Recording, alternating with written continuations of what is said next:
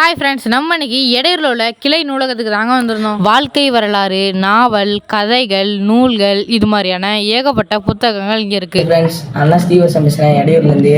டெய்லியும் எங்களுக்கு வீட்டுக்கு ஏற்றாப்படி நூலகம் இருக்குது. டெய்லியும் வீக்லி 1 டைம்ஸ் ஆச்சு வருவேன். எங்கள் ஃப்ரெண்ட்ஸ் எல்லாருமே சேர்ந்து வந்திருக்கேன். அறிவிப்புங்கிற கதையில் மனிதர்களுக்கு காலு சமமாக இருக்குன்னு நினச்சிட்டு இருந்தேன். ஆனால் கூட குறைச்சி தான் இருக்கான். அந்த விஷயத்த நான் இப்போ தெரிஞ்சுக்கிட்டேன். அதேமாதிரி நம்ம ஒரு நூலகத்துக்கு புக்கு நிறையா இருக்குது, வேணும்னா வந்து படிங்க. இங்கே பொது அறிவு, ஊஞ்சல், தேனீச்சீட்டெல்லாம் இருக்குது.